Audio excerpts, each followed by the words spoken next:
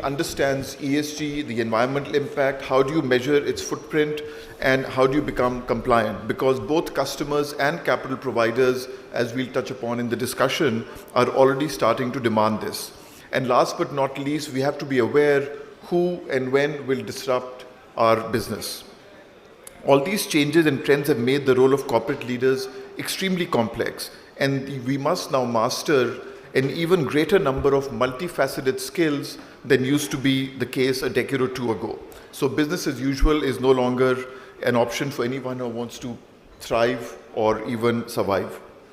With these hugely important changes and trends are taking place in the workplace, Pakistan is going through another tough period, probably the toughest at least I have seen in the last 30 odd years of my working life. The country is paralyzed due to divisions, even though the equivalence of economic and national security has now been fully recognized in the last national security policy. And this is happening in the background of global turmoil, wars, highest inflation in a generation, political and economic rupture between the world's two largest economies, and Pakistan is right in the middle of it. So we have hugely significant trends that are happening in the workplace. And then we have Pakistan-specific and global crisis that we must all navigate successfully. So I'm actually feeling exhausted just thinking about this, so I would love to hear from all of you. Firstly, what is your understanding of the new economic realities, and how are you as successful leaders navigating this? So perhaps your opening statements of 4 or 5 minutes, and Yusuf, maybe you could start with you. I think, can you hear me? Okay, I think the world is changing, to say the least, obviously at a pace which is unprecedented, uncertainty all around. COVID-19 actually gave us a shock therapy and made all of us adaptable to a large extent. So I think most of us were able to actually cope with the changes that transpired.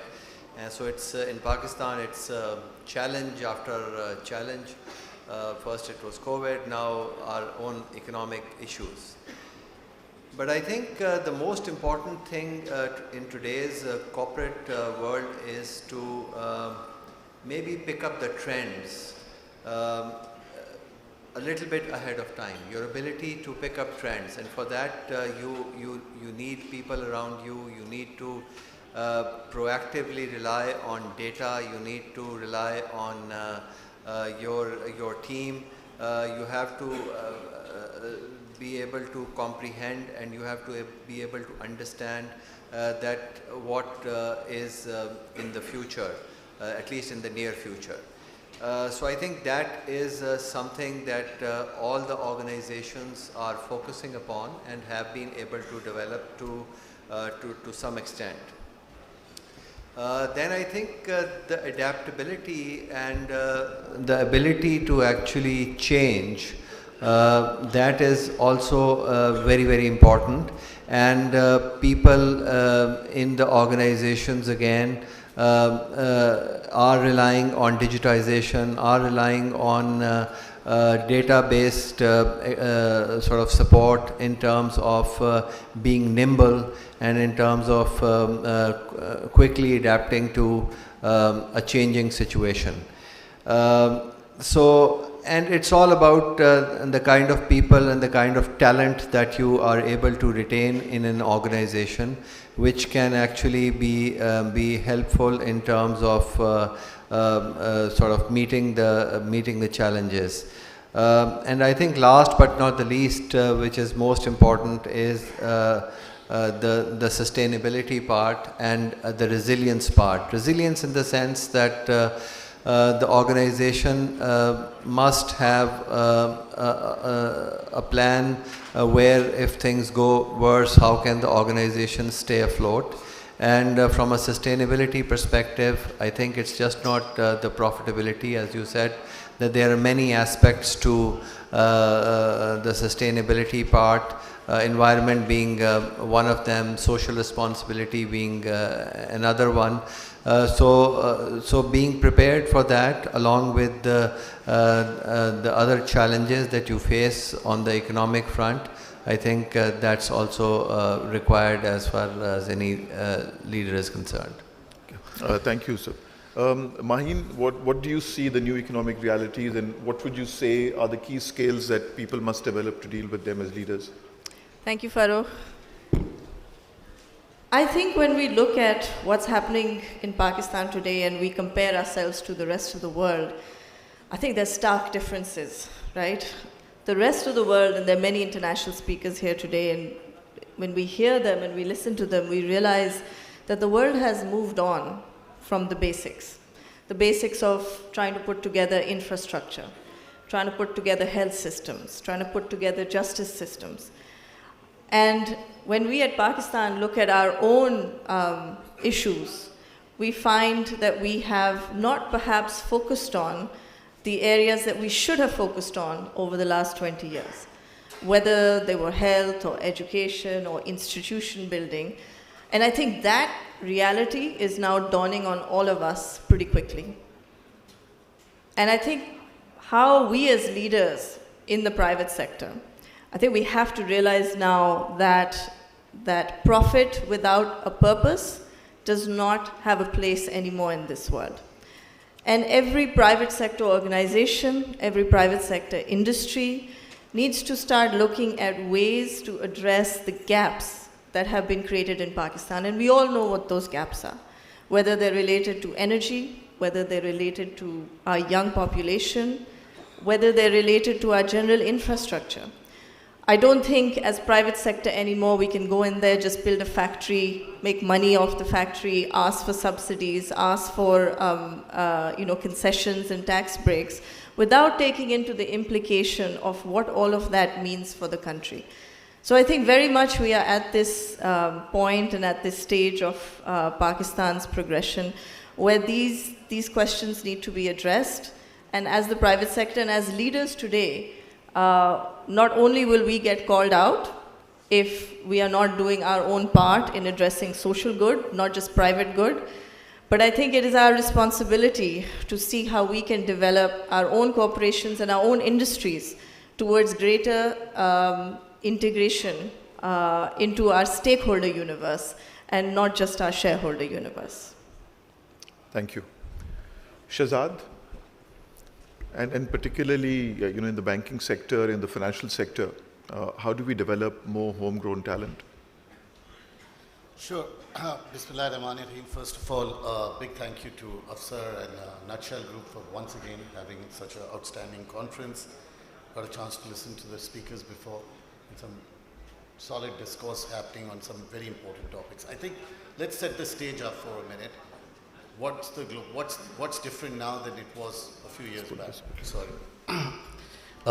We all know there's a global recession going. I'm not talking about Pakistan for a minute. I'm just talking about some of the global trends. Global GDP growth is going to be one of the lowest since 1993, barring a small period that we had in between. Inequality, growing inequality, which my fellow colleagues touched upon, and that's been further augmented by the fact of the COVID period that we went through, the Ukraine war, and I think that also has an impact. High inflationary environment, interest rates are on the rise, the zero interest rate environment is gone. Energy supply chain crisis that we all are facing. Cyber attacks are becoming a big concern for all CEOs, and on the backdrop of that, nonetheless, we have technology advancements which are clearly disrupting, which clearly are disrupting things. So I think with all of that, and ChatGPT is just one example of how life has changed tremendously for a lot of things that are going to happen in the future. So I think with these, any leader has to be ready for it. And I think this is a time when leaders will have to have their game on. And what I call them, they will have to have their offensive and defensive game on. I think this is a time when they will have to really show that they have the ability to take decisions. They need to have insights, they need to have commitment, and they need to execute on a timely basis.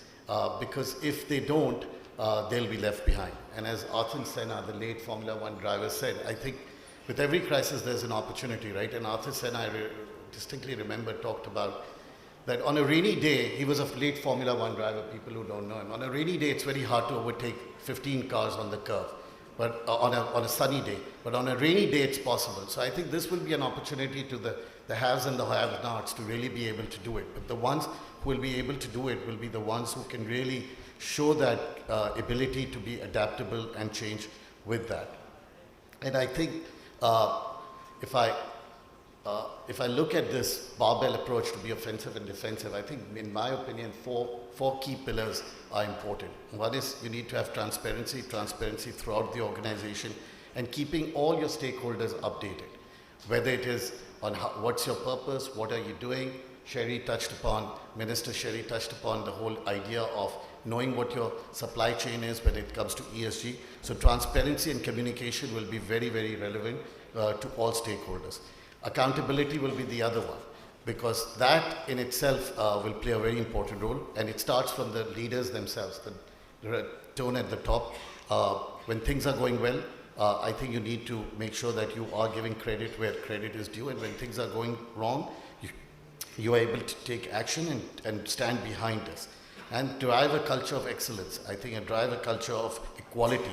I think these are things that will differentiate good companies with average companies. I'm not even going to bad companies. Empathy. This is something we talk a lot about at UBL. I think this is, we need to avoid the barriers at all levels. We need to listen and understand. And we need to listen, understand, and then share our successes. And this is a perfect forum to do that. And avoid apathy. I think that's going to be a very important aspect. And lastly, I think curiosity. I think we all need to be curious. We all need to look at the trends that are going, rethink the problems, ask the right questions, ask why not, and challenging the norm, because things are changing, and they're changing very fast, very clearly.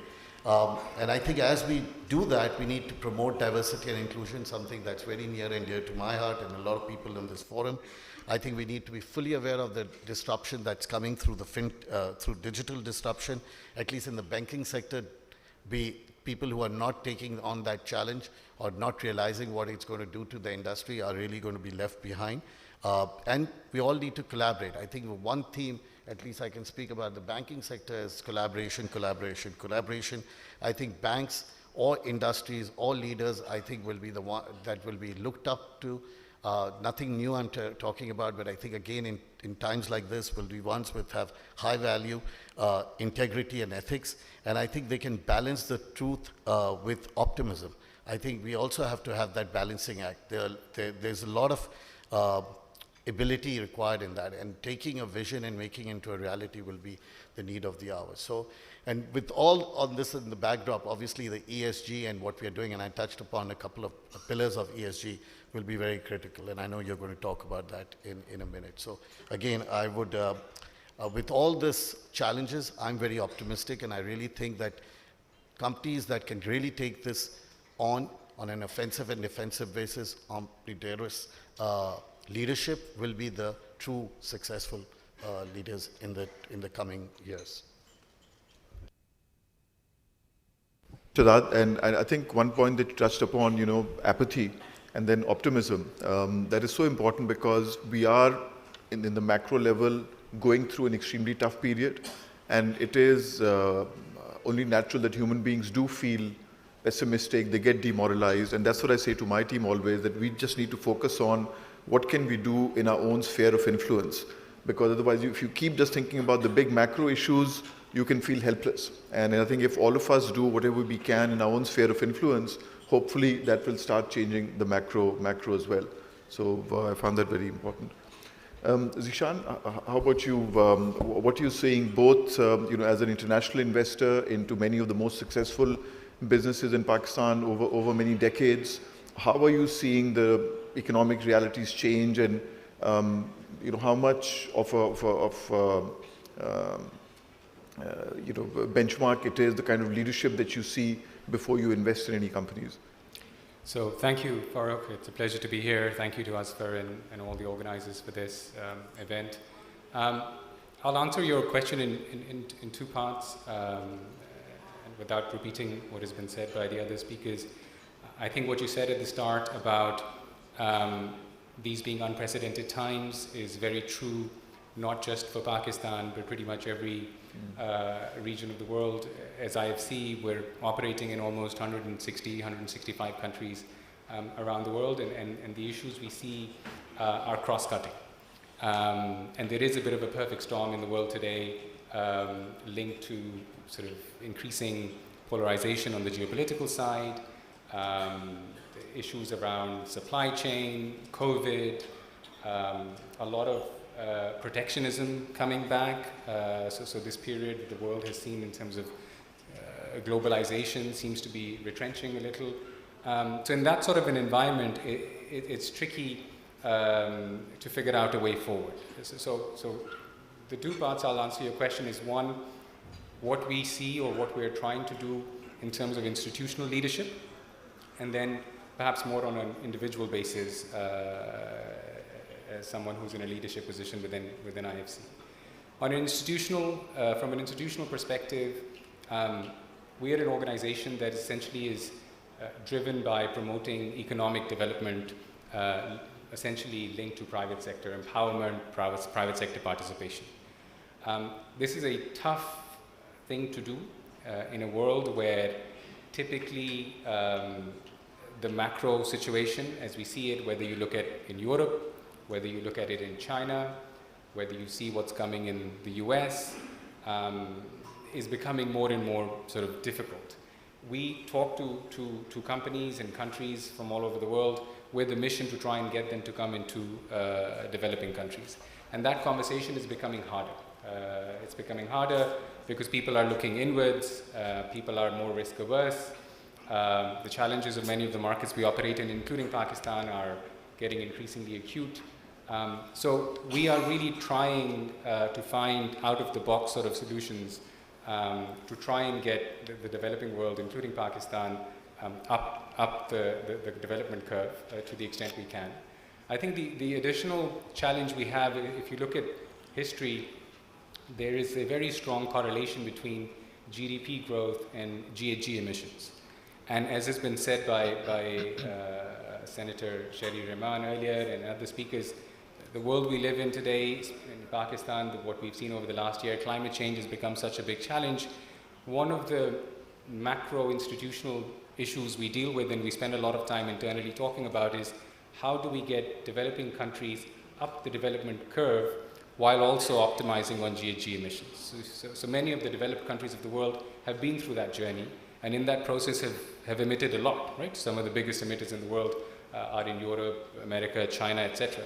Now it is for countries like Pakistan and others in Africa and East Asia who are looking to get up that curve, but are faced with these very real challenges around climate change. So institutionally, that is an area we are spending a lot of time and effort on. How do we get developing countries like Pakistan up the development curve while also being cognizant of the challenges presented by climate change? And again, Pakistan being one of the most vulnerable countries globally to climate change, this is a very present topic. The other area, like I said, we're focused on is trying to get more FDI. So we are a foreign dollar-denominated investor. We've been investing in Pakistan for 60 years. We have an excellent track record here. If I look at the returns on our investment, we compare how IFC has done in Pakistan compared to how IFC has done globally, and IFC has done better in Pakistan, despite all the highs and lows, despite the macro challenges, despite the currency deval. So for us, this has been a good experience. So we're very big on showing leadership in putting that message out, and it's something that we try and do at every forum, domestically and internationally as well. So several things to be done on the institutional leadership angle, but for us, what we can do for developing countries in a climate sustainable manner, and what we can do to try and increase FDI in countries like Pakistan, I would say probably are two of the most important ones. And then briefly in terms of individual leadership in these times, I was thinking about it this morning on the way here. I think probably if there is one word that encompasses, at least for me, a key attribute of being a good leader or someone who can create positive influence, is empathy. And it's again a topic we talk about a lot internally. Empathy is something that starts at home, so starts with our staff. I have a team of 40, 50 people in Pakistan. A third of them have joined us in the last 2 years, or essentially our COVID hires. So there is a need to integrate them. There is a need to integrate them with the broader IFC as well as what they're doing here. So showing empathy to the new realities of the working environment that we're in today is important. The same level of empathy applies to when we talk to public sector counterparts, whether it be in Pakistan or in other countries. These are very challenging times. The same applies to private sector counterparts. Right? So I think we are, for me, that is one attribute that is important for any leader in challenging times, like we are in today, which is to show empathy towards their own people, towards their counterparts, public and private, and then hopefully try and find ways to work together and address some of the issues that we have. So I'll stop here. Thank you. Great. Thank you so much, Zishan, and thank you for being ambassador for Pakistan, especially in the investment space. Amir, would love to hear from you. Unilever has, over the decades, nurtured some of the best management talent in Pakistan. So how are you carrying forward that legacy? Bismillah ar-Rahman ar-Rahim. Assalamu alaikum, everyone. There's a very old expression which says that you prepare for war and peace. But I think so it's no more valid, and we should start learning how to prepare for war and war. And these are the kinds we're actually living. So I'm going to basically share 3 key trends which are there are multiple trends we can talk about, but I think to me these are 3 very important trends. Number 1, आज से 3 साल पहले हमने सुनी थी एक expression किसी ने coin की थी by the name of VUCA, which is called volatile, uncertain, complex and ambiguous world. And that's been talked about, that's the new world we are actually living in. But lately, someone has actually come up with a more interesting expression because the world is becoming so much uncertain. There's a recession, there's a war going on, there are inflationary pressures, and there's a lot of unemployment, there's climate, and that's called the Bani world, which is very brittle, which is, there's a lot of anxiety. It is non-linear because it does not make any sense, and it is incomprehensible. So you cannot comprehend what's happening with you. So that's a new world order that we've started to live in. So that's the first thing that's happening, and we need to embrace it. The second bit is, जब COVID आया था तो काफ़ी लोगों ने बात करनी शुरू की थी new normal की, कि this is the new normal and you've got to live it this way till it is here to stay. और new normal में होता है कि आपको कुछ sacrifice करना पड़ता है, and you're waiting for that now. But unfortunately, since then, it's been now 3 years, and every year, the crisis is getting bigger and bigger. And the new thing we need to start embracing is called the new now, which is, this is what's happening, and it's going to stay. We are thinking that आज recession खत्म हो जाएगा और कल कुछ चीज़ अच्छी आ जाएगी. Unfortunately, I doubt. I think so there's going to be another crisis waiting for you, so we need to be mentally prepared. And then there is a one challenge where we all started to experience, which is more on a human resource front. And there's a lot happening in the US, and we have started to experience in Pakistan as well, which is called the Great Resignation, which is also now converting into a silent resignation, that a lot of people you will find working for you in the offices, physically coming, but actually not working. They're not productive. They're not mentally with you. And that's a new trend that's happening, and that's a lot happening because the millennials has a very different way of workplaces. They are not like us, they're not 9 to 5. They have a very different view of the world. So these are the 3 big trends, and I'm sure there's going to be some more trends coming, in the next few days. But मेरे ख्याल में जो 5 चीज़ें मेरे ख्याल में important as a leader that we should start doing is, number 1, we should learn to embrace the discomfort of unknowing. And that's what we should learn. कि जो चीज़ होने वाली है वो हमें नहीं पता कि कल क्या होगी, and we should start getting comfortable with it. That's number 1. Number 2, we should let go of perfectionism. You can't be perfect anymore because there's so much volatility around you. There's so much anxiety that you have to let go of perfectionism. The third one is, I think, the better you predict, the better you can prepare and better you can execute. So you need to start looking into the future, start making sense that what can happen 6 to 12 months from now, and you start preparing for that. The fourth thing which Zishan also talked about, and I think to me it's very important because with so much anxiety, mental well-being is being compromised. और मेरे ख्याल में दो चीज़ें बहुत important है as leader कि हमें कंपैशन दिखाना है और हमें बहुत ज़्यादा एम्पैथी दिखानी है. वो जो ओल्ड मैनेजमेंट जो लीडरशिप तरीका होता था which is being borrowed from the militaristic way of leading is gone, and we need to really lean in, which is more about being more compassionate and empathize with our staff. And finally, which is going to the most important, is हमने काफ़ी सुना IQ के बारे में और हमने EQ के बारे में भी सुना है, which is all around intelligent quotients and the emotional quotients. The one which I want to introduce is called the moral quotient. Yeah. Moral quotient is because a lot of things happening and is going to happen which you have not experienced, which you have not read in your books, where your teacher and your parents won't have taught you. Only your moral system, your value system will actually advise you that the days which are about to come, which no one has experienced, how your moral compass will allow you to steer it and to navigate it. So that's my view. Thank you so much, Amit. That's really, I think, a lot of thought-provoking points there. And I hope we'll have time to come back to some of them in further questions. But I know, Shahzad, you may have to leave a little early. But I wanted to touch upon, the very big challenge that was spoken about, the climate change, ESG, and particularly from a bank's perspective, because bank is also a platform business. You'll have your own net zero goals, you'll have your own, ESG disclosures, etc. But you actually impact all the businesses that you lend to or invest in. Considering where we are in Pakistan, how is the banking sort of sector, or UBL in particular, really pushing ESG in its credit policies, in terms of how your lending policies are evolving, and also for the organization internally? Because I think it'll be great to see, it's a difficult subject, it's work in progress all over the world, so it'll be great to see if there are some good practices that can be shared by everyone. So I'll start with you. No, thanks, and I apologize that I'll skip out of, because there's a lot of learning already taking place as we are speaking.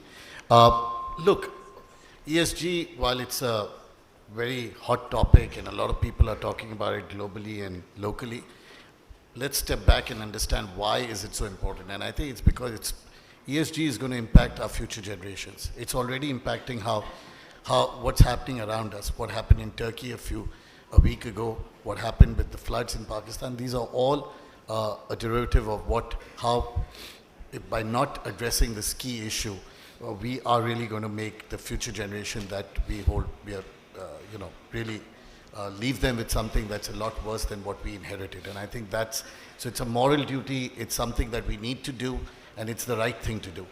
More importantly than anything else, I think it's something that as organizations, as a community, as a nation, we really need to do it. And it is something that is going to be incumbent upon us as human beings to do it. So first and foremost, I think that's the one thing. Secondly, I think while we talk about a lot of these things, frankly, as organization, and I can share two examples in our case, where we came up with products that were ESG centered, and we have seen tremendous response to that. One was a Good Citizens account that we came out at UBL, which was meant to really encourage people who are good citizens of Pakistan, paying their taxes, doing the right thing, and we said, okay, we need to somehow reward them in every shape or form, and we started giving them a bunch of incentives, and I think ultimately they were doing all the right things, fitting into that whole socially responsible people. We also were one of the first banks to launch a women's product, not because you need a separate product, but we felt that there was in Pakistan lack of that, and the way we had structured our products, they were inherently biased towards the male-dominated society. And if you look at the 20% of our banking accounts, or only 20% is banked, we thought this is a huge opportunity for the bank, and doing the right thing and really ensuring that whatever services and solutions the women customers need, we provide them in that. And again, it's been a roaring success for us. So I'm saying while these are the right things to do, they also have a very high, if I could use the word, which I know is becoming passé, but also it's reality, it's got a very high ROE. So when you do the right thing, it has also value to it. But sorry to interrupt, but let me, if you don't mind, push you a little sure. bit. I think those are excellent initiatives that you've shared. But is the banking sector going to demand, because one of the things that we seriously lack in Pakistan is measurement and disclosure of ESG. So in your credit assessments, when you give a loan to a client, you're going to demand from all you, and I'll ask Yusuf the same thing, is the banking sector here going to take a leadership role and say, unless you disclose your emission, unless there is a minimum disclosure on ESG, you're not going to be eligible for bank financing? Exactly. Because most of the world is moving towards that. Yeah, but before you demand that from your clients, you need to first be doing that yourself. So I have, in my case, 15,000 employees.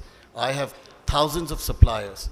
At the bank level, we have a whole ecosystem.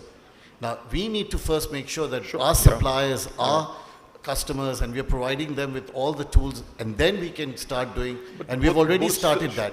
We're giving preference. Like I said, there were credit products that were catered to people who are giving better disclosure. But first, we need to disclose our own, how we are doing business. Do we have a supplier who is not adhering to the ESG standards? What is the diversity mix in their workforce? What is the diversity mix in our workforce? Are we heading in the right direction? Are we hiring differently challenged, differently abled people? And I think these are the questions that first you lead by an example. And again, going back to my earlier example of leadership, I think you start at the top. And once you do that, so we have started doing that in our credit policies. We have started making some tough decisions, which is saying no to business. And we will continue to do that because we think it's not because somebody else is telling us to do it, it's the right thing. And what we have seen, when you do that, you become much more investor attractive. Yeah. A lot of investor, and you know this better than anybody in the global markets as an investment banker, I know this, that there's a lot of funds available.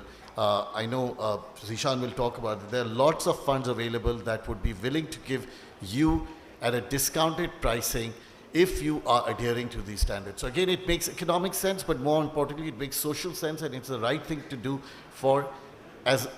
in a nation building exercise. So I'm quite clear in my mind, and my board is quite clear in their mind, and that's how they're supporting us, that as we evolve, we are doing all those things with the aim and purpose that we will be fully ESG compliant, and we will become the ambassadors, or we'll do Islamic banking. That also falls under the ambit of ESG. And I think if we do it the right way, we can really be, as banks, be the catalyst to really encourage and bring people onto the platform and do it. Digital banking, paperless society. We are taking all our customers. Today, I have 3 million customers on app. Not only is it the right thing, simpler, better, faster, agile way of doing things, but it's also saving me hundreds of millions of rupees on not doing paper printing and sending out these statements which sometimes don't even reach you because you have moved away address, especially when we're talking about far-flung areas. So all of these things add up, and I think banks can play a very pivotal role, and I'm very happy to report that a lot of banks have embraced this, and I think they can be change agent given the role we play in society, but everybody has to come together to make this happen. And if we do this, we are only doing it because it's the right thing to do, and it's the right thing to do for our future generation. Otherwise, there will be catastrophes and calamities that will really cause a lot of pain to the society. No, you're absolutely right. And the point that you made, certainly, I think in the not too distant future, businesses that are not somewhat ESG compliant, their cost of capital will, if not be closed, will certainly be much higher than for companies that are ESG compliant. So that's something that as a business community we have to understand and embrace, whether it's equity, whether it's debt. But waqt kame, and we have to be a lot more urgent in moving down this path. So Yusuf, would love to hear from you. You have to leave? Okay, thank you. Sorry, hope you didn't mind my question. And also, you've just carried out a big transformation from traditional to Islamic banking, probably one of the largest in the world. Was ESG part, or is ESG becoming a more integral part of that transformation? It's something which is really in the works. If you talk about the industry, okay? So you're aware that along with PICG, Pakistan Stock Exchange is trying to work on the ESG index. So the understanding of ESG standards, how do you define ESG? Okay, it could be different for different companies, it could be different for different sectors. What are the triggers? What are the standards? How do you qualify a company to be ESG compliant? What is the lowest level? What is the middle level? What is the highest level? So unfortunately, the understanding of ESG, a little has been done on that front. So I remember that Zishan actually from IFC did some initial work, okay? And organizations like IFC who've got the access to these global standards, because remember that a time will come then when all our industry, all the export sector especially, will need to be ESG compliant in terms of the exports to go through. And similarly on the financial sector, if we are dealing with international banks, if we're dealing with international organizations, we, in terms of not only our own selves, but in terms of our credits, will need to be ESG compliant. Okay? So I think the biggest issue today is that industry also is doing it on a piecemeal basis. So you will go to an exporter, okay, you need to have a water treatment plant, you need to have this, you need to have that. But beyond that, many people actually don't understand that what ESG actually means in terms of, say, gender balance, in terms of health facilities, in terms of the social engagement with the community at large. So I think there is no clear definition. So the industry and the banks obviously can play a major role, and they should. So that's the ground reality at this point in time. I think every bank is aware to a large extent in terms of what they need to do, but are they 100% doing it today? Probably not. So it's something which is going to be driven by both sides. It's going to be driven by the industry, and it's going to be driven by the banks as well. And there needs to be some sort of transparency, some sort of understanding in terms of this ESG index that is and being. that's what we're trying to do. That there's some minimum disclosure. Yeah. So there has to be a minimum exposure. Okay. Yeah. As far as the Islamic side is concerned, absolutely. I think some of the things, I can't say that all the things, but some of the things like, I mean, today we have about 19% women working in our bank. Okay. So that's one of the goals that we worked with, and we said that despite our conversion, we have to have women force an adequate level in the bank. Similarly, I think on the industry side, so we are careful. I mean, that in terms of the new projects that come in terms of projects that create clear pollution, okay, especially on the middle market side, we're careful on that. But as I said, that it's something which is really sort of in the works. One important part, I think, that the banks and other organizations have to play, and I would consider it as a part of the social impact, is the charity. Okay, and I think our bank especially is engaged with some of the more pressing issues like healthcare and more sort of medium-term issues like education. And I think all of us in the industry or in the financial sector need to play our part to and give something back to the community. So that's what we are doing, and I would encourage others to do the same. Thank you, sir.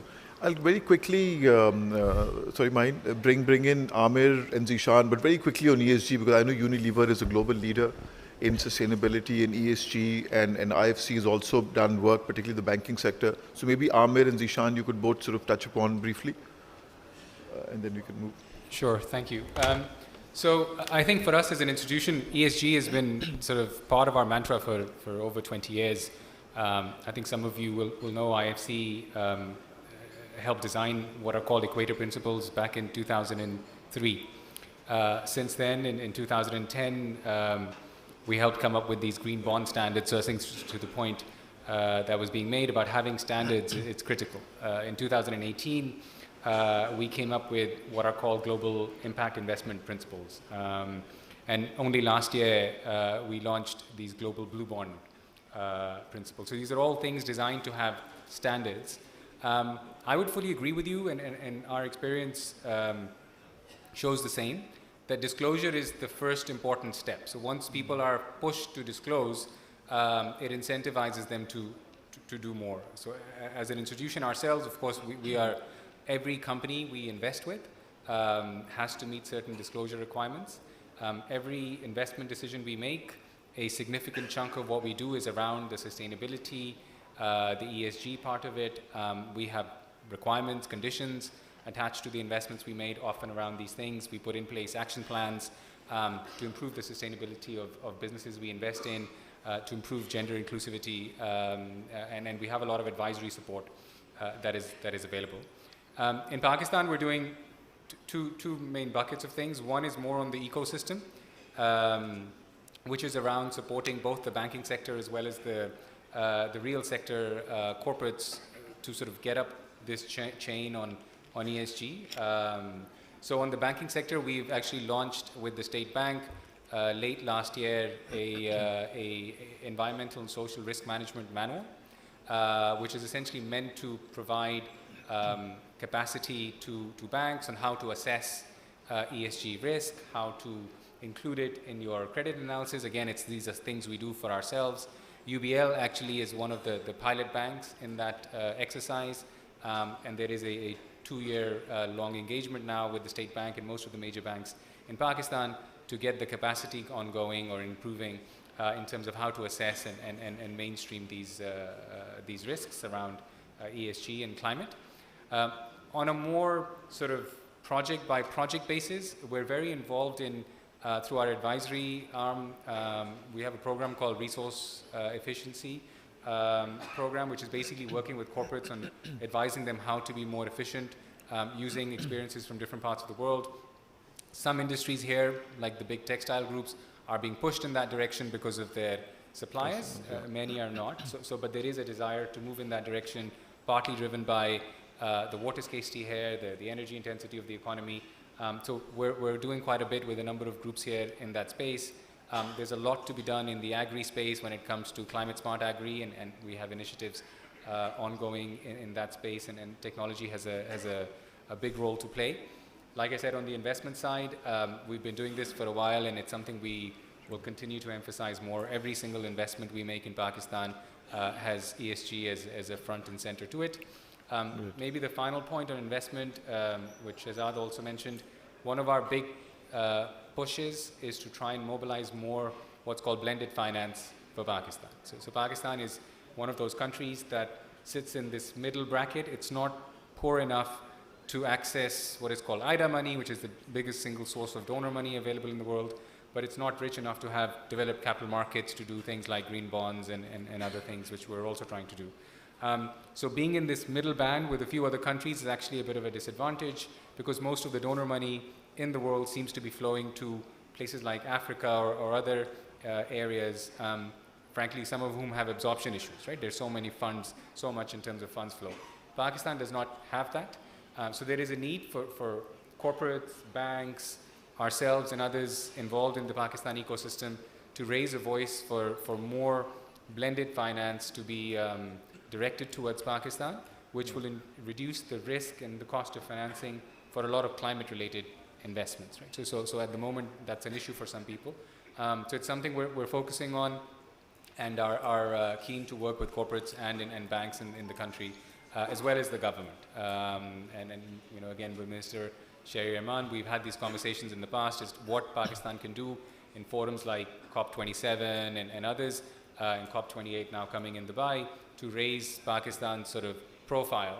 And post the floods, Pakistan's profile when it comes to climate-related issues has gone up. So take advantage of that and try and direct more blended money towards Pakistan. I'll stop. Thank you. Thanks. Amir, very briefly, any good practices you like to share that Unilever has adopted in Pakistan as well as globally that would be of interest to the audience here?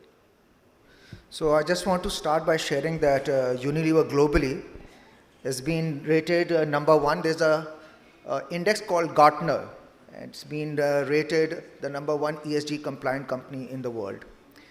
But I just want to basically share something with you. Increasingly, this word ESG compliance is becoming a vanity statement. It just, you want to be cool if you are ESG compliant. And I think so, I just want to share with the audience,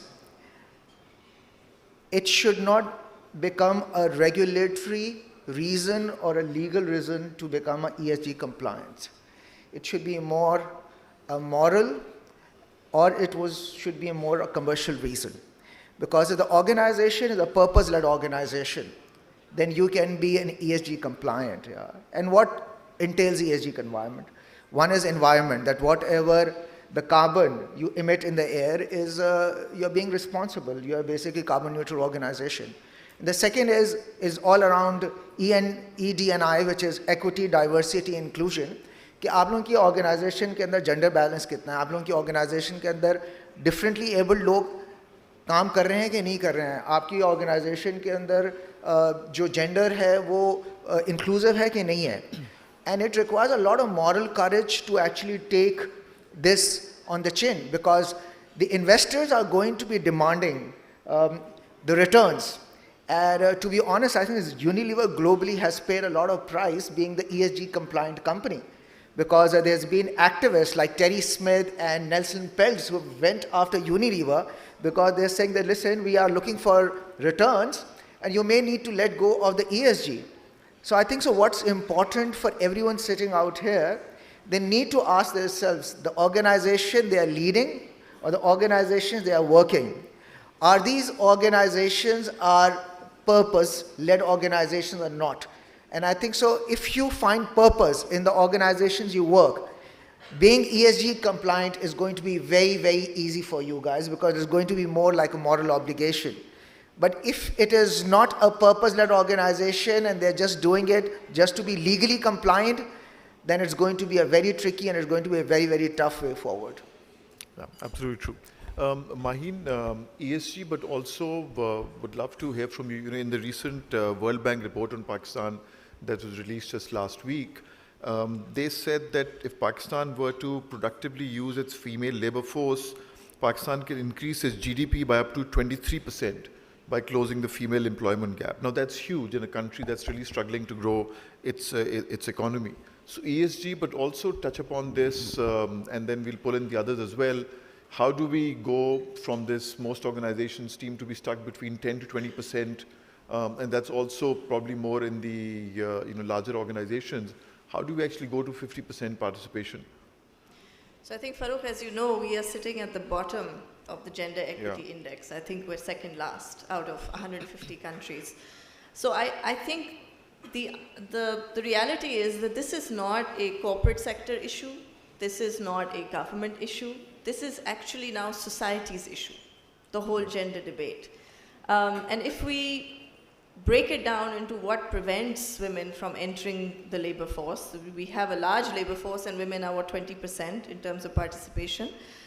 But the societal and cultural barriers, perhaps, to women having access to education, women having access to jobs, and then women being encouraged to be financially independent, to take on careers, I think that's where the roadblocks are really coming in. So the gender debate is not one that I think can be resolved easily.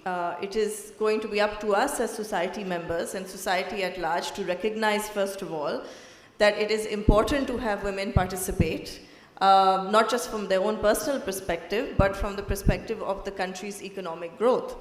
And that requires, I think, communication at the primary school level, at the secondary school level, working with parents, and then working with children, and then working with girls and women. Because while we do see graduates of our top universities, a fair percentage, almost 40% are actually women, by and large, most don't enter the workforce, which means we're wasting that entire sort of generation or that entire effort that we have spent into educating them. So what are the retention tools that we can do to both retain and also attract women into the labor force? So let's start with one.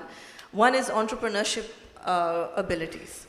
So a lot of women, I think, in Pakistan and around like to have the freedom to manage their work-life balance more productively for themselves. But what can we do as companies looking to encourage that? So the access to capital on entrepreneurship, the availability of capital to tech entrepreneurship, to digital entrepreneurship is something that will be very critical towards developing women that are more productive in the entire ecosystem. And I think at InfraZamin, one of our first transactions that we did was actually focused on digital access. We're working on others that will look for financial inclusion of not just women, but also young people into the actual formal economy as opposed to being informal. I think the other things is the questions we have to ask of corporates. And very similar to how IFC does their assessment on projects that we take on, we do very similar assessments at InfraZamin. And gender is certainly up there. So when we are looking at projects to finance, we do ask, how many women are you planning to hire in the new jobs that you're going to create here? How many women do you have represented on the board? And even if that project cannot achieve that initially, we would like to see a roadmap whereby that gender equity can be placed. And I think within that framework, we also have to ask corporations that are established, what's the plan in terms of improving female participation in your workforce? We can continue to argue for quota systems at the board level and so forth, but the reality is, do we have a nursery of women underneath in middle and senior leadership positions that will come forward and be those eventual board members? So it is a plan that is not just about we want to move from 15% to 50%, but how would you actually transition that? Yeah. And that would mean intakes at every level, whether it's lower management, middle management, senior level management, a grooming mechanism, and the ability of women to stay within those organizations or stay within the workforce, especially when they are having children and dealing with family, will be very crucial. So there are many layers, to this gender debate and issue, but I think it's important that every member of society, whether it is the household level, or whether it is the corporation, or whether it is government, recognize their own role in developing that ecosystem so that women can actually come forward. Yeah, I think that's really important. It's not just businesses can change, but if the home environment and the government doesn't change. I think we have a few minutes. Should we take any questions from the audience, or we don't have time for that? Are there any questions from the audience?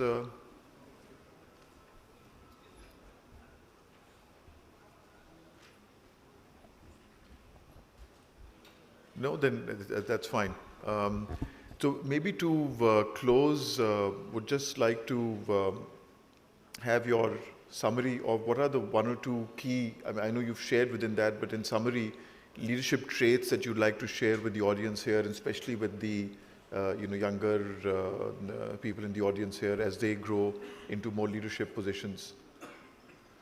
Anyone, whoever would like to go first? Mahim? Sure. Well, I think young people bring a lot of hope with them, right? And I think it's up to us to engender that hope.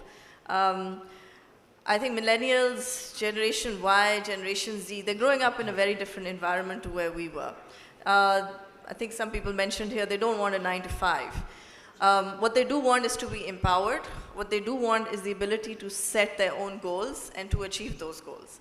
And I think that given where we are today in Pakistan, it is going to be the force, and that's going to be the biggest disruptive force I think we're going to see, is young people stepping up and demanding that they don't want to do things this way and they want that change. And you can see that change being driven in the way organizations are working, whether it's in providing better environments, whether it's doing work that is considered to be more relevant and more satisfying to that particular individual.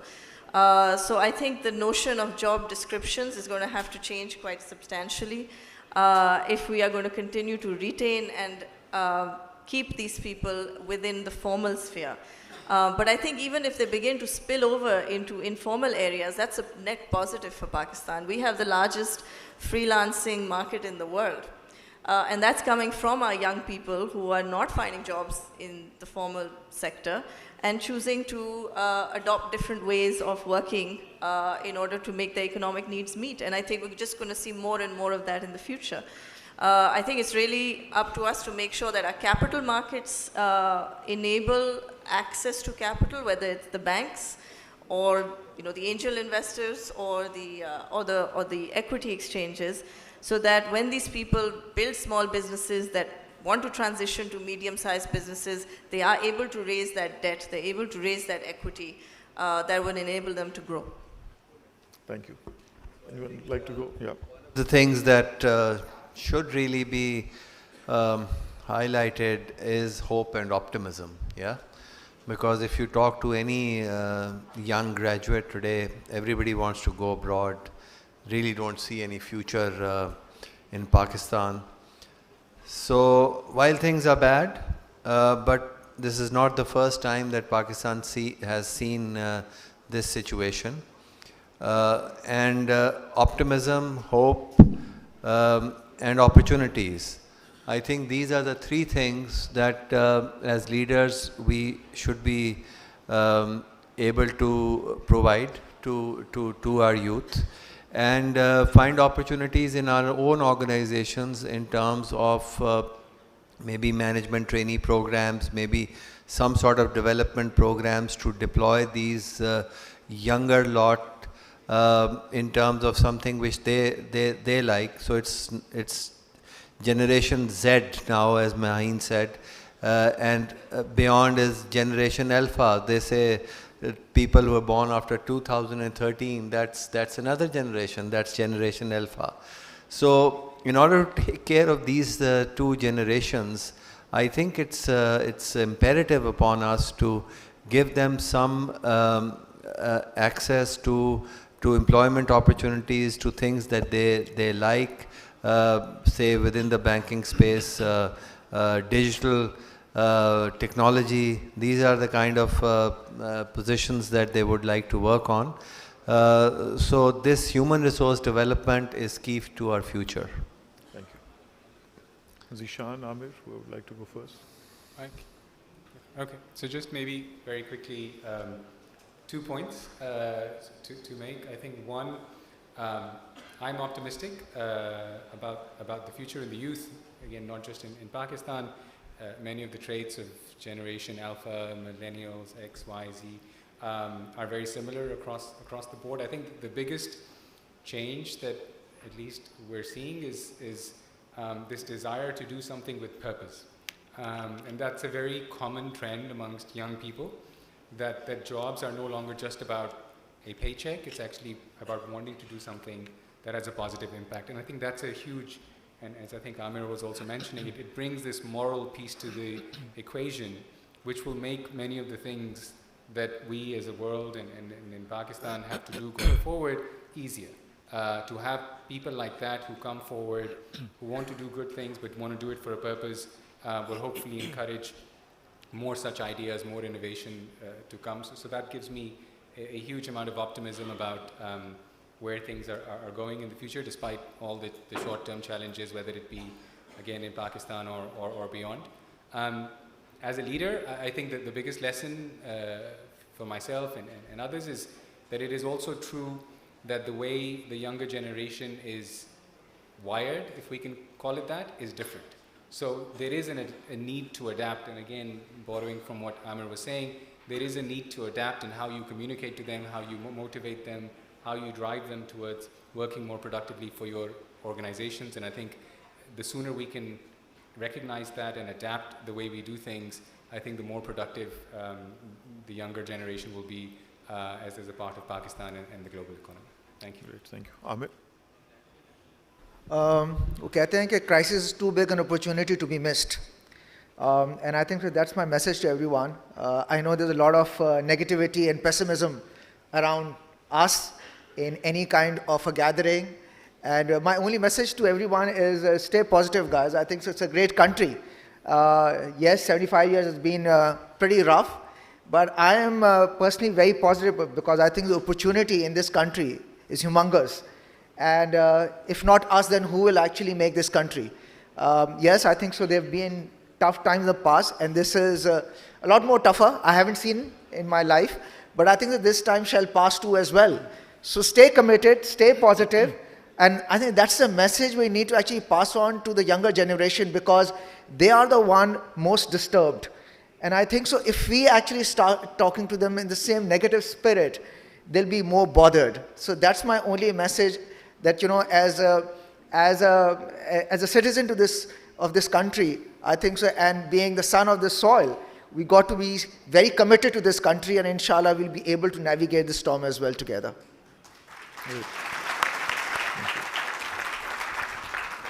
I think just to conclude, one, I think leadership trait that I found very useful, and which I think as organizations become less hierarchical, as organizations are becoming flatter with the younger generations, everything that we've spoken about them, is this trait to develop to have influence without authority.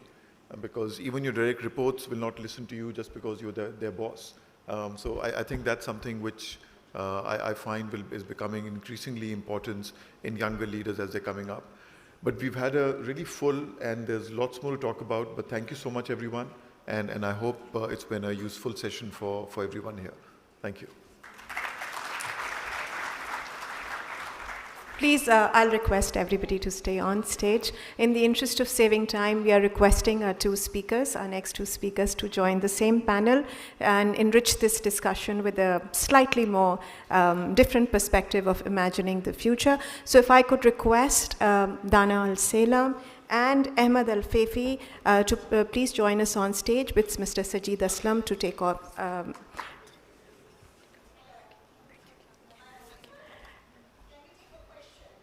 Can you wait 10 minutes, 10 to 15 minutes? We should be able to wrap the conversation, and that would be a good time for Q&A. Sure.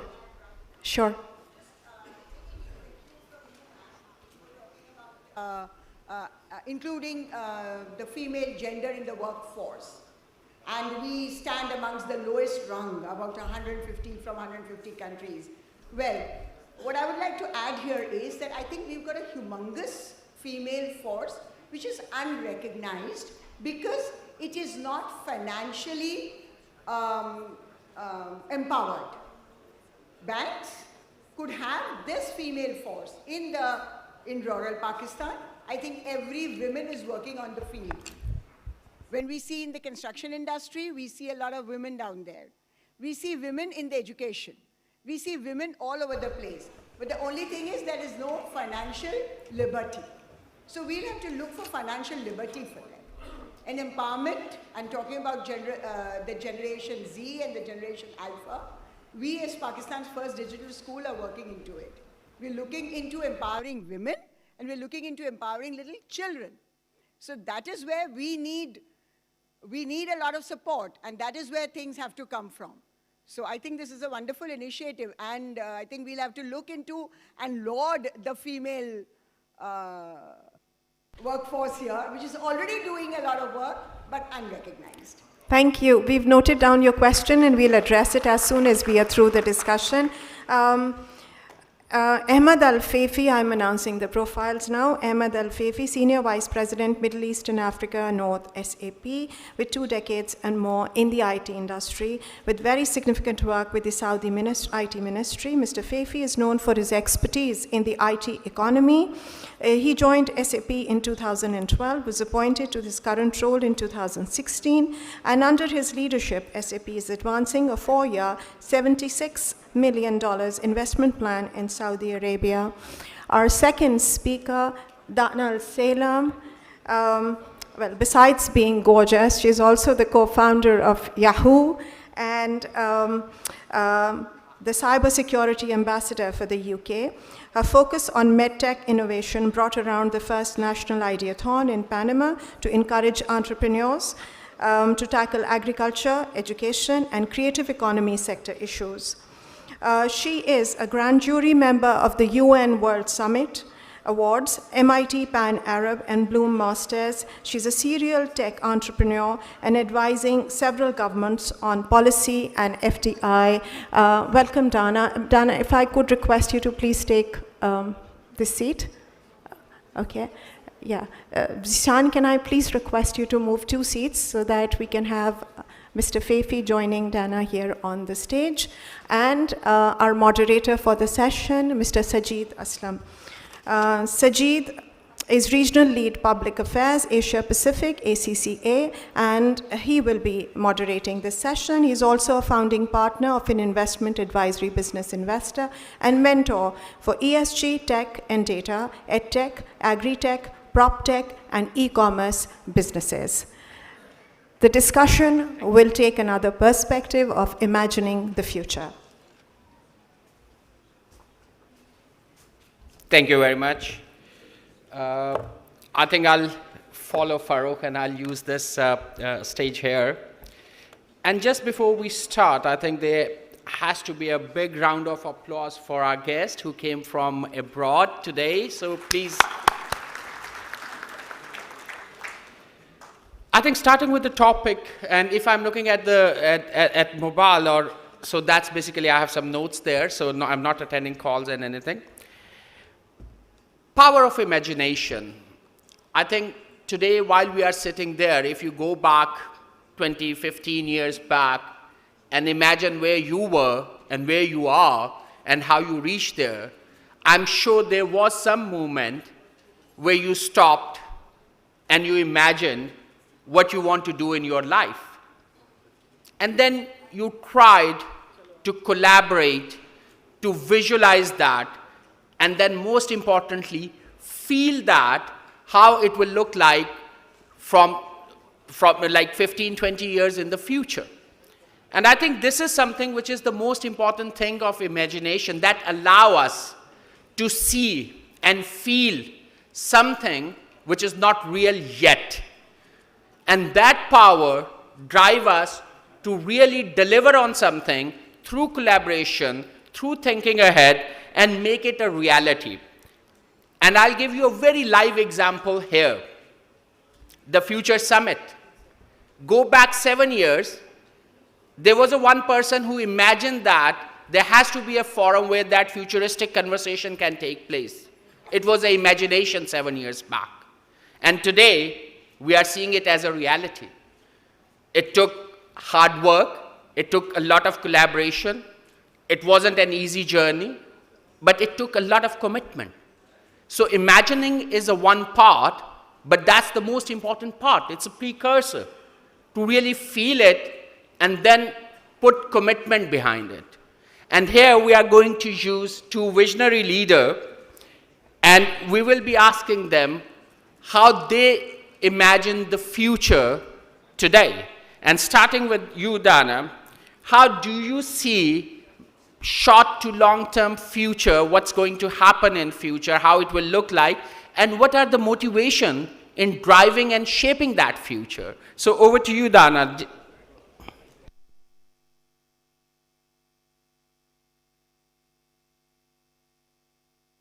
Can you hear me? Yes. Thank you so much. Yeah, I've been in the tech industry since 1995, so I'm a bit of a veteran in terms of building tech companies, but also investing in tech companies. And in my more recent years, I've been advising a lot of governments and working on policy shaping in the innovation sector, and also to attract FDI to countries. So with that, I've been able to have sort of an aerial view, a distanced view on how innovation happens. And I speak a lot around the world about where does innovation come from and what motivates it.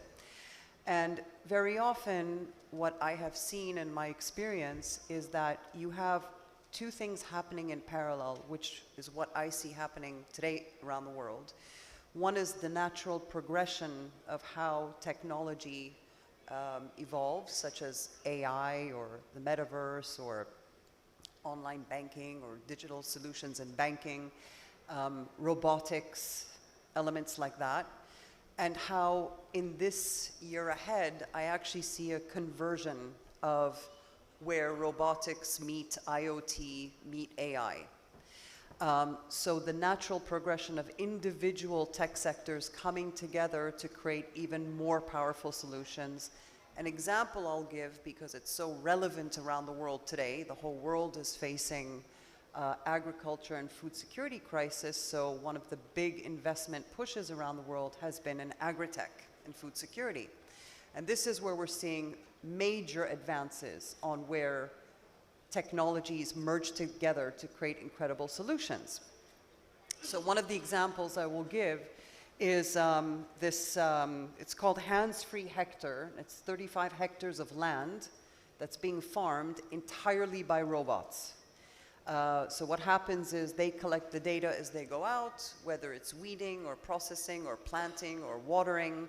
They analyze everything from the humidity of the soil to sun exposure to wind to weather conditions, feeds back the data through an IoT, comprehensive system, analyzes the data through AI, and then automatically instructs the individual drones and robots and machines on how they should better enhance their performance, even if it's within a 1 meter segment of that land. That is something no human can do. So it's about precision farming. It's about using less water. And I just want to bring up a point, which is 70% of the fresh water used in the world is used for agriculture, of which 60% is wasted because we're using ineffective methods or old machinery, etc. The other thing that I see happening because all of this, and I'll give you an example, John Deere is a very big American brand that has robots and machinery that does all sorts of farming. And today, John Deere holds more data than Twitter does because they aggregate so much information from their machines. So what's happening now, and I'm so happy, by the way, it's the first country I ever go to. Thank you, Pakistan, for talking about cybersecurity. Thank you. I'm so proud of you. So what you see as a subsequent reaction to all of this data being aggregated and hosted by these agriculture companies is the attacks on supply chain and logistics are through the roof. And no one is talking about it. So I also see a need for specialized cybersecurity services, especially in agriculture innovation, which is a current new trend. So that's my one example of how natural progressions, needs, etc., are happening, and the conversion of great tech coming together to create even better solutions. Now, the second thing I'm also seeing is this immediate response from the tech industry or from innovators around the world to address the war and to address issues that are outside external factors. So they're not necessarily about, they're not necessarily about how AI has been evolving over the last years. We've been thrown into it. People are coming up with solutions. This is what us innovators do. We come up with solutions. Now, I'm so honored to be on the board, on the advisory board of the fastest growing fintech company out of Pakistan called Abhi. And it's an amazing product. It was built in Pakistan. And what's incredible about it is now it's being exported. Its know-how, its technology, its team, the way they handle things is being exported to the GCC. And so I'm helping them get into the GCC as they're starting with the UAE and next will be Saudi. And what Abhi does is tackle, this is my example of people creating solutions for external factors. I actually see a growth in banking services. I'm so happy to have heard several people speak earlier today about alternative banking services to address the growing divide between rich and poor. We are suffering around the world from this divide, which was already created with the pandemic and now has been further exacerbated by the war. Living conditions are so unbearable in certain cities that Paris is losing 15,000 citizens a month. People are moving in Europe to the south or even to North Africa because they simply cannot afford food or energy bills. The queues for food stamps in the UK now are 3 to 4 hours long, and the people standing in line are not the homeless, they're construction workers. This did not happen before.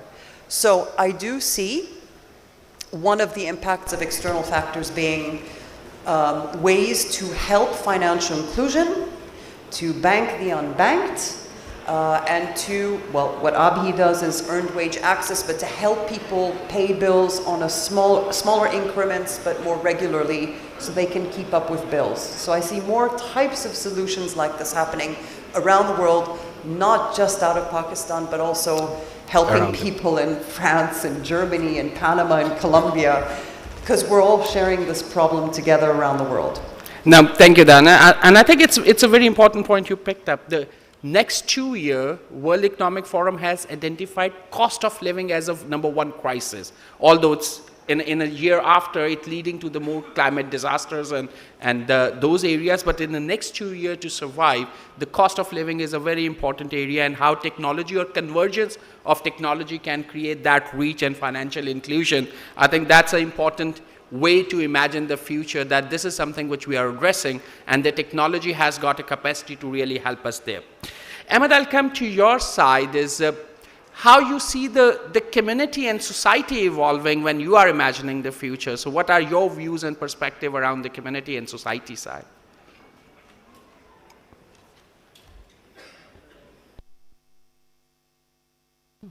Thank you.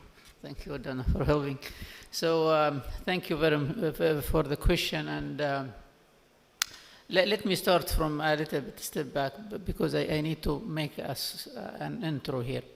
Because the future mainly defined by factors and indicators.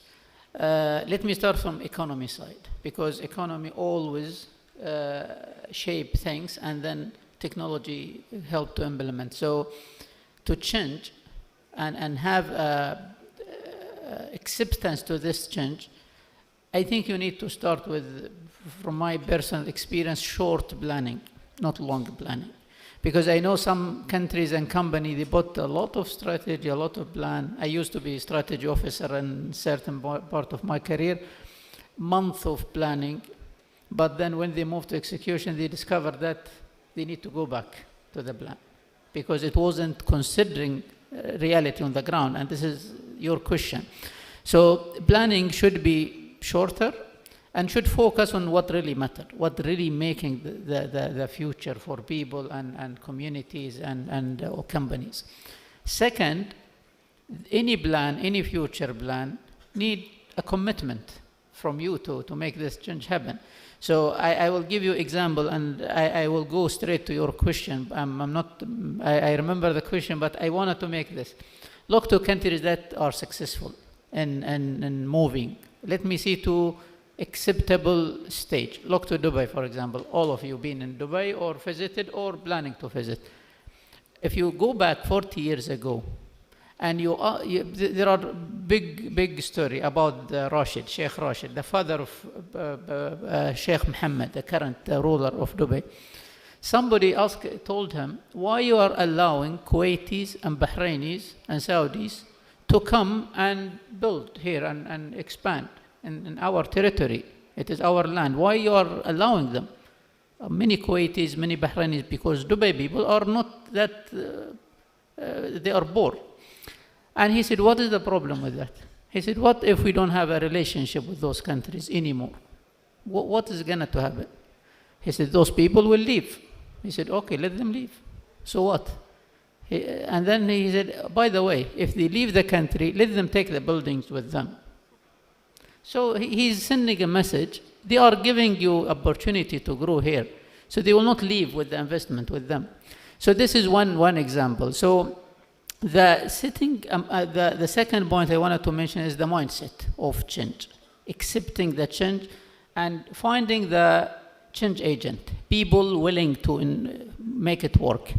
And then coming to the society and your question here, there will be no successful plan without engaging the whole society, because the change will touch their life every day. So in a country like Pakistan, I was looking to the population. You have a very young population, 60% of population below the age of 30. This is a big asset. It is the Amir Ibrahim in the morning, he said the data is the oil of future. For me, youth is the oil today and the future. This asset is very important. What they need in future is what should be the plan. So there are many things now. If you think future, there are technologies that you need to use, deploy, and leverage to optimize your current waste. There was a good point in the morning from William when he mentioned that when they digitize small companies, they try to get anybody in the business model that has no role out. This is it. So technology will help you to optimize, to make things more efficient. So the existing resources can help you to move to future. But then future is even more than this. So engaging the society, the right education,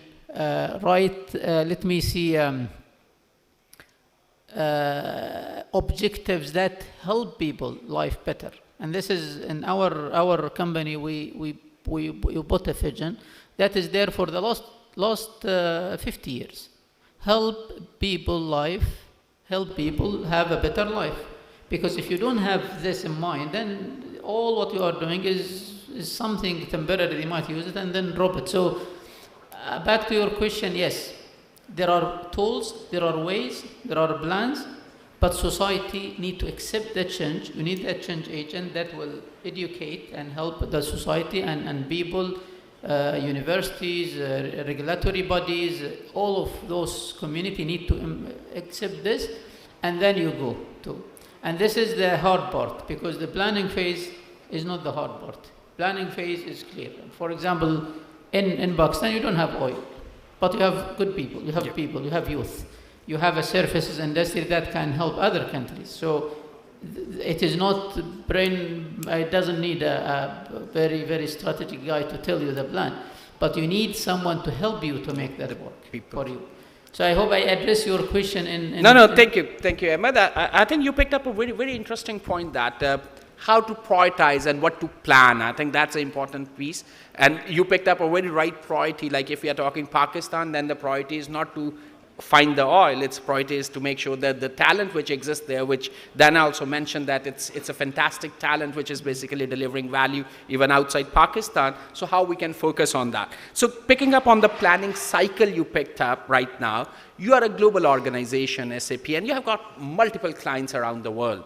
So how you are imagining the future with them and what you are doing in your organization and with the client to shape up that future which you feel is going to exist in the next 6 to 12 months or 3 years or 5 years. So how your organization is planning and prioritizing with your client at the same time. Yeah, I will try to give you practical things, because I know the technology company always in an event like this talk about very fancy AI things in future, but when you think a bit after the seminar or after the event, you say, okay, but this is maybe not me, not relevant to me.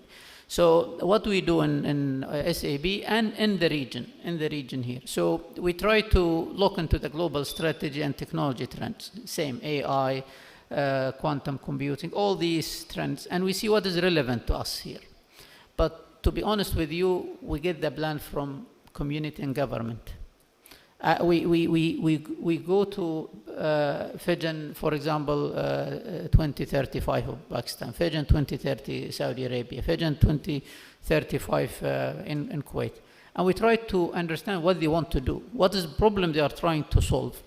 And we try to be as close as possible from this. First of all, it makes us more relevant to them, and they accept us and they work with us, which is what we want. But at the same time, we feel we are proud we are helping, solving problems in those.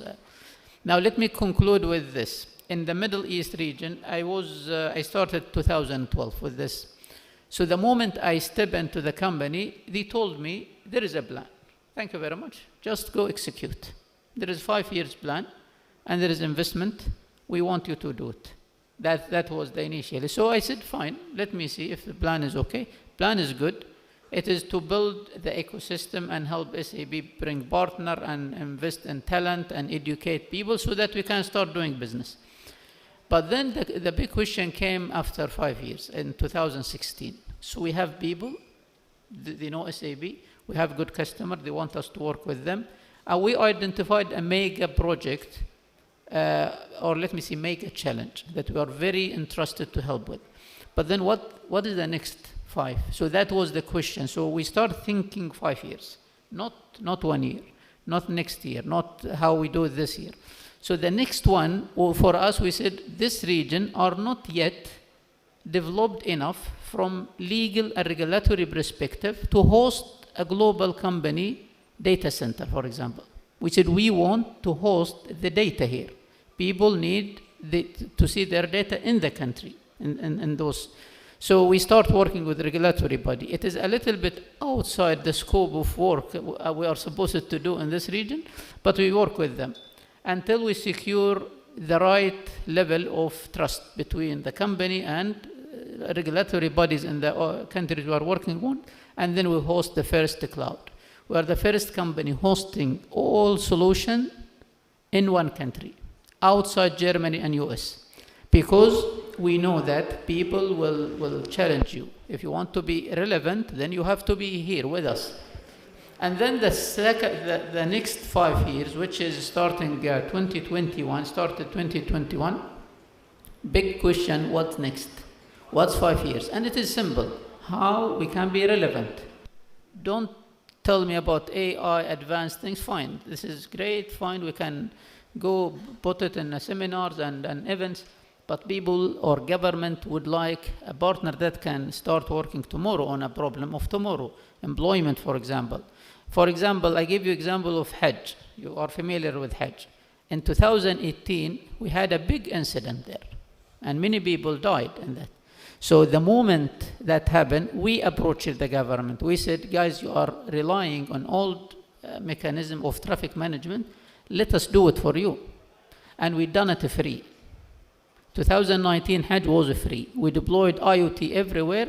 We convert what we call tafweej, which is traffic management, into automation, where the system predict where the hot area, where the congestion going to be, and help them to do it. This is a problem, need to be solved. So then the question, 2021, we said, what next? The next is innovation. And we need to host innovation in this region, because innovation is not relevant or related to one economy or one country. Every country, they have their own challenges, and they wanted to innovate to solve those challenges. And we hosted the 3rd innovation center globally in the country, in Saudi Arabia now. But it is serving the whole region, because Saudi, because of size of economy. So this is, back to your question, it is long answer, but the question is, or the answer is, you need to be relevant. Yep. No, I think that's again, this is applicable to Pakistan. Our colleagues in Pakistan, they are educated in Pakistan, work in Pakistan, and they know Pakistan problem. So we did not bring somebody from outside, even education-wise, except one individual who been. We appreciate all schools, but the point, you need people who knows the country they are belong to. No, thank you, Ahmed. I think the 2 key points is that when you are plan something as a solution which is urgent and important, and short term, don't look in a 5 years future what the problem will come. Your starting point is urgent and important. There will be critics. People will challenge you on that, and you have to be firm what you are imagining and why there is a value, and staying relevant for that. I think that's the key messages which we picked up. And I'll come to Dana, to your side. Like when you look at the countries like Pakistan, like Ahmed also picked up a couple of things. When you look at Pakistan, what do you see which can make Pakistan more relevant in the world, and which can help us to really become a part or have that mind share in the innovations and invention around the world? Can you hear me? I'm loving this conversation. It relates back to this morning's panel about how does Pakistan stay relevant? How do you pick up on that? And then my my dear colleague on stage, I'm from the GCC, so I'm also loving the way Saudi has approached it and how, you know, the Middle East is sort of coming out of this post-pandemic era stronger than ever, so it makes me very proud. I would like to share a quote, first of all. It's something that I truly believe in, and I think it may resonate with some of the other panelists that were speaking about the word purpose or relevance. And it's a quote from Guy Kawasaki, and he talks about changing the world. And he says, if you go out in the world to make money, you will fail. But if you go out in the world to make meaning, you will change the world and you will make money. So this is something I truly believe in as someone who has built tech companies and now who is sort of on the other side helping governments, you know, find their meaning or their relevance. One of the key things I want to share with you, because I work with so many countries around the world, is it only works when there is some kind of meaning, making meaning or purpose. This is what resonates, I think, with the 5-year plan as a vision, but then short tactical successes that you can point to and say, we did that, we did that, we did that. Here's what's coming in because of each one of these steps. So that's the first thing. The example I'd like to give you is Rwanda. Rwanda is a tiny country that is completely landlocked. They don't really have natural resources, they don't have ports, they're stuck between countries in Africa. They had a terrible civil war, genocide, about 15 years ago, which we all know about, and today they're called the Switzerland of Africa. Because in 15 years, they got together and said, we need to make meaning, we need to find our relevance. We have no gold, we have no oil, we're a tiny country that's locked between many other, we don't have supply chain and logistics, we don't have any strategic ports. How do we invent ourselves to become relevant? And they decided to focus on education, girls and boys, over 10 years, and to focus on blockchain technology, crypto, whatever it is. And now they're doing deals with DIFC in Dubai, so they can be the main hub of receiving funds from Dubai into Africa and then be sort of the port of call center for dispatching funds through the rest of Africa, thus the Switzerland of Africa. Took them 15 years. So it is possible to find relevance if everyone agrees on what is our mission, what are we trying to do? Because if you have a mission and you make meaning, public sector and private sector know the direction they're going in together. And that's when you find alignment and synergies. So that's an example I'd like to give you. To address your question about Pakistan. So as you know, I work a lot on FDI, and the first thing I do is I look at a country and go, right, what are we working with? Who is aligned? What's the mission? What is the purpose of the country? What do you want to be? What, not today, but what you want to be and what you have to make it happen. Completely agree with the youth. I think it's 64% of your population is under the age of 30. So youth is a huge asset. Everyone has talked about it today already, so I don't need to go back into it. Of course, education is key. I also think it's very interesting that nobody ever talks about that. You have the best special forces in the world. You're in the top 6 in the world. And if you can build the most agile, performant, intelligent, and tight teams, like a special forces team, and be one of the top 5 or 6 in the world, you can build the best center of excellence on cybersecurity in the world. Because they go hand in hand. Warfare is no longer physical, it's now digital. And we all know that, right? So I also go around the world building cyber centers of defense, cybersecurity and defense around the world, and I do it between the public and the private sectors so we can protect each other or protect our regions of the world. There are more bad guys than good guys right now. So that's one example of what you already do very well, right? So then, obviously, we talked about agriculture. A lot of people brought that up. Agri-tech, absolutely. We need to feed the world. There are certain countries in the world today that are positioning themselves because of the land and the know-how in agriculture upgrading it, so it's not necessarily about knowing how to code in AI, but upgrading their systems to have more performant agriculture and feed sections of Africa. There are certain countries that have decided we're going to be the feeding center. I think you talked earlier this morning, there was a speaker talking about the granary, right? You were the granary in the past. So that's something to tap into because you already have access to it, you have the know-how, it's a historic component, and it's a critical time today in the world to feed people and address these issues. There's something else I want to talk about, and that's because I'm a lady, and that is women in the workforce. And this is something that is really, really important because today I believe the population breakdown is roughly 51% men, 49% women in Pakistan, and yet only 20% of labor is run by women, right? So I just want to mention that studies have shown that female-led exporting business earn more than male-led exporting businesses. Women employ more people and pay higher wages than non-exporting firms. And data supports that female-led companies are more innovative and in turn foster faster inclusive economic growth. And let's remember, this is something we all generically know, women who receive microloans first invest in their children's education and then the broader community around them. So finding ways of having more women in the workforce can only increase the capital within the country as well. So I think this is really important. Thank you, Dana. I think just 1 minute and sure. Let us know what are your top 3 recommendations. Just a minute. I'm sorry, my top recommendations? For Pakistan, for the audience who is sitting here, how they should be looking at future.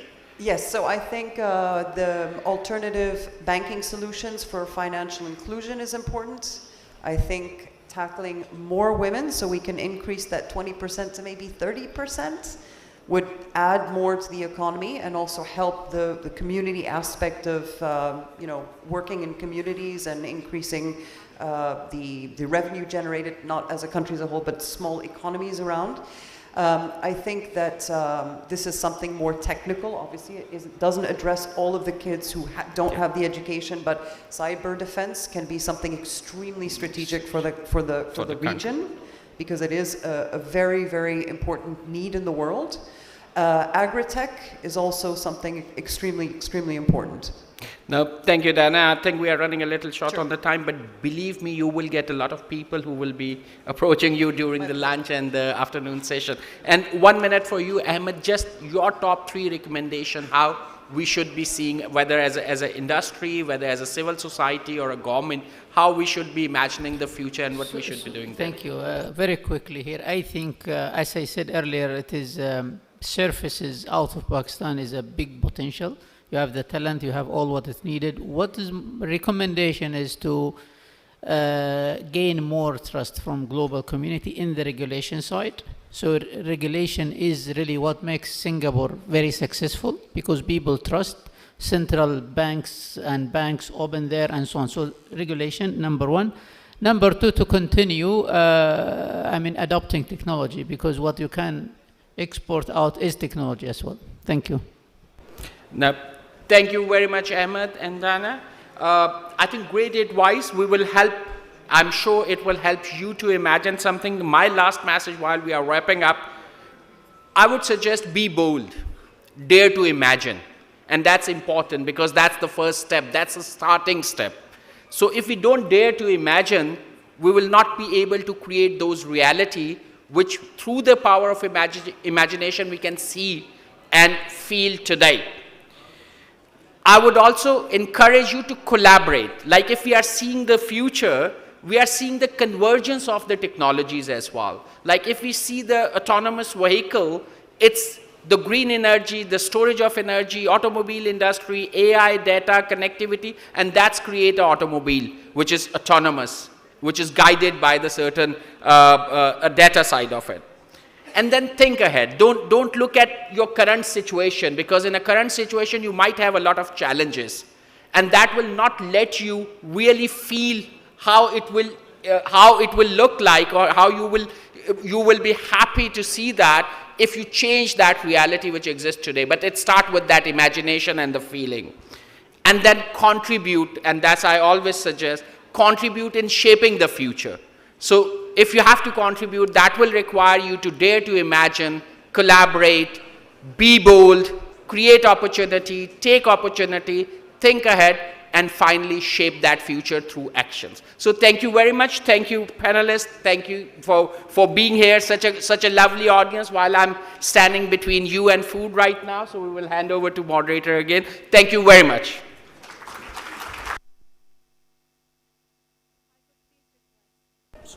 If I could please request Anna and Ahmed, please stay back on stage. I would request Asfar, please come on stage. And if I could request Amir Ibrahim, President CEO Jazz and Chairman Mobilink Microfinance Bank, to please join us on stage. This has been a fascinating conversation, how to stay relevant, what we need to do, how we need to go about it.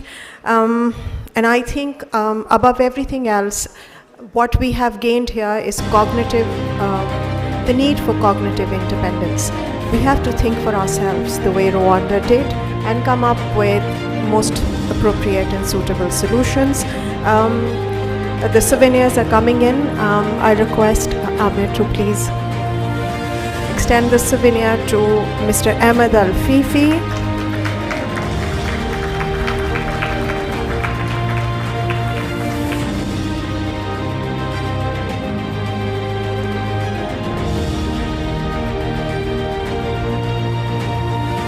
Ms. Dana will sit down.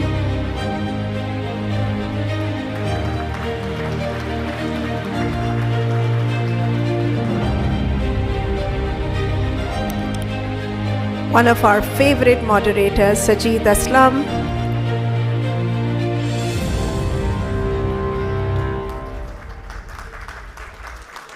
If we could request Farooq to please join us on stage.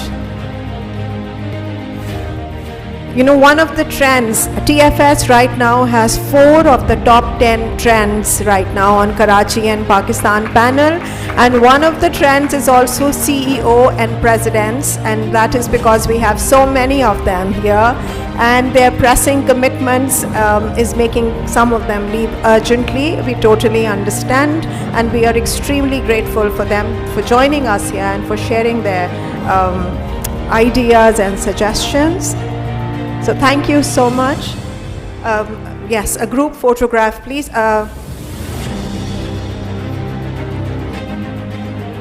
If we could request Mr. Ahmed Al-Fifi to please join us back on stage for the group photograph.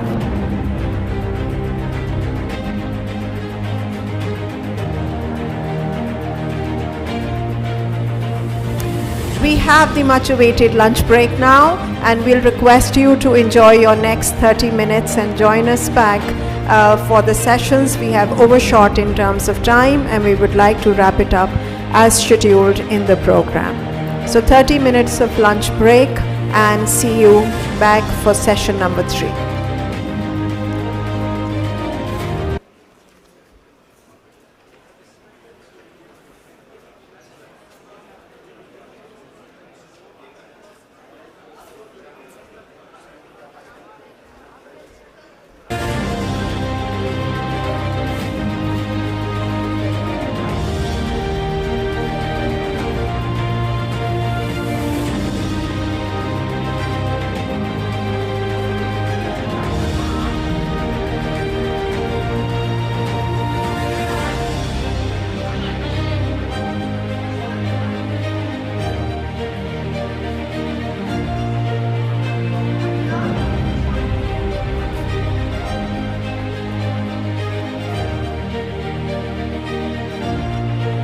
If we could have the souvenir for Mr. Zishan Sheikh, he's back with us. Asfar, can I please request you to give the souvenir to Mr. Zishan Sheikh?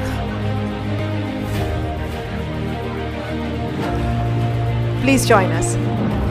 Thank you so much, Zishan.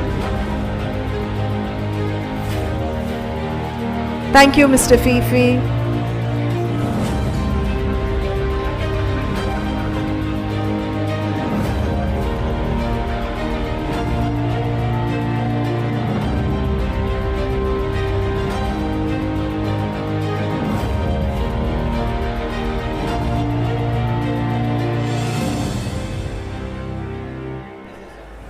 My humble request to all of you is to please come back here within 30 minutes, and I request all of you to please cooperate with us. We are already very much late as far as the time management is concerned. The next 3 sessions are outstanding, and your cooperation will be highly appreciated. Thank you.